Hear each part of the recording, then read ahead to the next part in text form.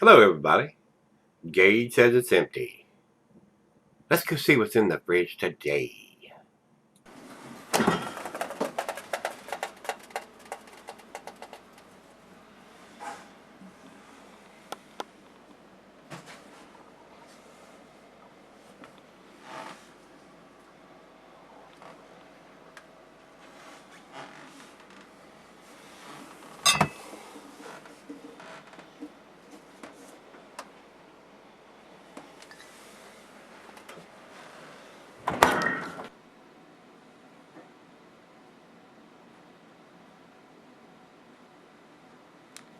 Hey everybody, thanks for stopping by Gregsbeerreviews today. We're going to re-review a beer that I've done a while back. This is Prairie Artisan Ales. This is their bomb. And from what I recall from doing this beer before, this was an outstanding beer. And they don't have a huge distribution area. It's getting bigger all the time. But their beers are not cheap either. They know they make some good stuff and they charge accordingly. So this is probably, I would think this is probably their biggest beer as far as sought after, and probably an ABV also. This is an Imperial Stout aged on cocoa nibs, vanilla beans, and chili peppers. And it is a big beer at 13% alcohol. It does have a date code stamped on the bottle, and it's very, very hard to see with the beer in there, but to me it looks like it was bottled on 06/13, but I will confirm that once I pour and come back for the final chug. I have done several, 2, 3, 4, maybe even 5 beers from these guys, and I can get some of them within driving distance. I don't think I can get them here locally, especially this beer. I think I may have picked this up in North Carolina when I was down there coming back from Florida the last time, and it's been sitting in the fridge, and I've had several subscribers say, when are you going to review this? And I've already reviewed it once. It was back in the 1400s. So we're up to the 1900s now. So it's been a while since I reviewed it. So we're going to re-review it. This is the Prairie Bomb 2016 edition, but it is an aged beer. So let's see if it's just as impressive to me as it was the first time I had it. Alright, like I said, it's 13%er. IBUs, it says here, is 65. And what are you doing, tablet? Says bomb, an Imperial Stout aged on espresso beans, chocolate, vanilla beans, and ancho chilies peppers. All the flavors melt to create a truly unique beer. The peppers add just the right amount of heat to complement the intense coffee and chocolate flavors. And I'm a big chili fan, guys. I like jalapeno peppers. I grow them here, and I like a nice beer that has that additional heat. A lot of people don't, but I do. So we're going to do this one. We're going to re-review it. This is a 2016 review of Prairie Artisan Ales Bomb Imperial Stout. I'll give you the ABV. I'll give you the IBUs. Food pairings for this beer. It says here, cheese is buttery brie, Gouda, Havarti, Swiss, and since it is a stout, it goes well through chocolate dishes, of course. And the meat is beef, smoked meat, game, grilled meat, pint glass, Becker, Nonic, tumbler snipper, oversized wine glass is a glassware. I'm going to use a double glass for this one today, guys. And can be sold for long periods under the proper conditions. 13%er, this is going to keep for a long, long time, guys. I don't know if the chili peppers will fade over time. Well, we're about to find out, because I think this is a 2013 edition. And we're in 2016, so it's almost 3 years old. I don't know exactly what month they put this beer out. It's at least 2 years old, if not getting close to 3. So let's see how well it ages. That's all we need to talk about, so let's get the cap off of this puppy and get it into the glass. And they use the same generic cap, which looks like a blue colored catfish on the label. Nice little hiss from that. And let's get it into the glass. Let's get down the center. What do you think? Straight down. That looks like used motor oil coming out. It is pitch black, guys, coming out of the bottle. I know for a fact I'm not going to be able to see any light through this. Not going to do it. It's black. It's black. It is pitch black. It's dark as night with no moon. Black, black, black, black. Let's get a nose. No head. As you see down the center, no head. Ooh. I am getting those vanilla beans and the chocolate. Oh man, that smells so good. Maybe some dark fruit in there. Maybe some dates, plums, raisins, figs. But the chocolate and the vanilla. Oh man, that smells so good. It's got a wonderful aroma. These guys do some really tasty beers, and this is not a cheap beer to buy. It is a very pricey beer. I don't remember what I paid for this beer, but I would not be afraid to say this is a $10 bottle of beer, a little 12-ounce bottle. So, kind of pricey for the average guy, but I think it's well worth it to you. I did the last time I had it, which was many moons ago. So let's see if I still think the same way. Yeah, everybody's palate evolves over time, and what you think might not be impressive 3, 4 years, 5 years down the road might blow your hair and your socks back, and vice versa. What you think might be impressive 3, 4, 5 years down the road, you might not be so inclined. So let's see if it still blows my hair back and my socks off. Cheers. Whew, smells good.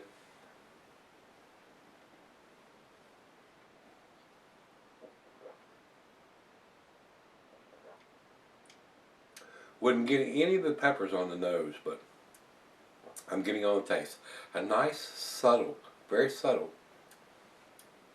ancho chilies in the taste. Not burning or doing anything crazy like that. It's not over pepperized, if that's a word, but very nice. Kind of sweet on the back end, like most of the stouts are, especially at 13%.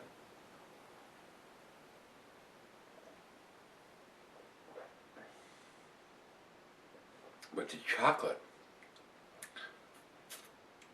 and the vanilla is coming out big time, along with those chilies. Not burning, not doing anything crazy like that. Pretty impressive beer. It really, really is.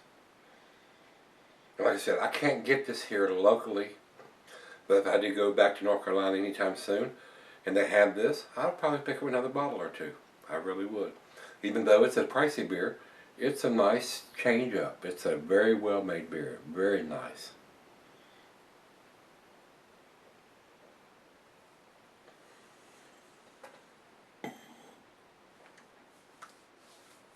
Wow.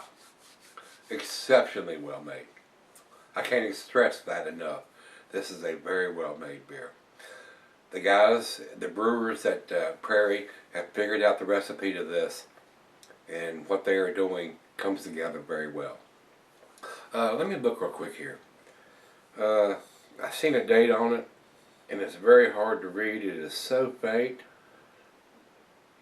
To me, it's got 0705100, then underneath that it's got 0603, and then something very small written underneath that. To me, looking at this date, 070, I would think that's the 70th day of 2015. So I would say this is a 2015. But when you look underneath of it, it also has 0603. I would not think this is a 2003 edition. So that's why I don't like these codes and all this crap that some of these brewers put on there. What can't you, and they're taking the time, they got a machine that's printing this on there. What can't you just print month, day, and a year? Come on, guys. Come on, please. I'm begging you.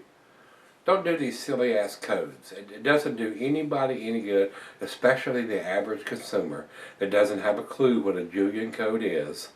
Put the month, day, and the year on there. I just don't understand why they still have to do this. Lagunitas still does it, and a lot of other breweries still put these silly ass codes on there. Sierra Nevada stepped up to the plate. It's not doing that anymore. They're putting the month, day, and the year on the label, not on the bottle like this one is. We just don't need that junk. We just don't need that junk. Month, day, and a year. That's all we need, guys. It doesn't take any more effort. It doesn't take any more ink. And the machine is already there. Put the month, day, and a year in the machine so it prints it on the bottom. Bottom line. End of conversation. Enough ranting and raving over the dates. I do that all the time, but that's my soapbox to stand on. Not going to be happy till we see all these clowns put the month, day, and year on the bottle. Or on the label. On the label is much better. So, and a lot of these guys, more likely like this, they use this same label year after year after year. Well, I mean, just print a little sticker that goes around the top of the bottle that has that on there, the month, day, and the year on this upper label, and you can still use this lower label year after year after year. I mean, if I had a brewery, guys, that's what I'd be doing. I mean, if I wanted to reuse the bottom label, I would, and just print another label up for the top, and print those on the different years. You know what your production is going to be, and print those labels accordingly. What does it take a rocket science to try to figure that out? I just don't understand. Great beer. Silly dating on this. It needs to be month, day, and year. But let me sip on it for a little while. Let her have a sip of 2 or 3, and come back and see what this one ends up. But it looks like a damn sure it's an 8 beer. 8. It's a 10 beer. It might be an 8. Let me sip on it for a little while. I'm gonna see where it ends up. I'll be right back. Hey guys, I'm back. Been sipping on this probably about 45 minutes or so. The re-review of Prairie Bomb for 2016 is just as tasty as it was the last time I did it a couple years ago. Very tasty. The roasted malt is there. The vanilla is there from the cocoa nibs. The chocolate is there. There are some hints of some dark fruit. The alcohol is very well hidden for a 13.2% or 13%. It's got 13% on the bottle. So, very nice, very well done. But this is not a cheap beer. Maybe if you're in Tulsa, Oklahoma, where this beer is made, you probably pick this up reasonable. But the distribution for this beer, it is fairly pricey. It is a pricey beer. So this is not something you'd want to drink every day, in my opinion. Unless you have deep pockets and you can afford to pay $10+ for a 12-ounce bottle of this. This is a special occasion beer. Something and it's a 12-ounce bottle. I don't know if you'd want to share this. You could. You could pour this into 2-3 people's glasses and sip on it for a little bit. It is a big beer. It's a sipper for sure for 13%. But it's not a cheap beer here in Virginia. And I can't get it in Virginia. I have to go to North Carolina to get it. It is not available here in Virginia. And not right now. That may change. The distribution on these beers are getting bigger and expanding all the time, depending on how much they can produce. So I did buy this in North Carolina the last time I came through there, and which was in April of last year, 2014. So I've had this beer not quite a year. So I do think it's a 2015 edition, when according to the code that I'm seeing on the top of the bottle. But it is a Julian code. 070, I would think that was a 70th day, which would put it in 3060, maybe around the 1st of March, somewhere in the first or second week of March of 2015. So very tasty, very nice, very well made beer. Nice sweetness from the malt and the cocoa nibs, and very pleasant. I enjoyed it. So let's do the final chug on this one. Very pleasant aroma. Nice sweetness, almost like a lactose quality to the beer. Milk chocolate. Very nice, very nice.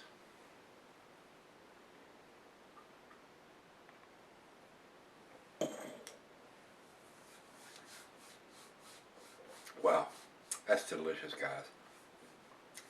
If you can get your hands on this, you need to pick it up, especially if you're a stout fan.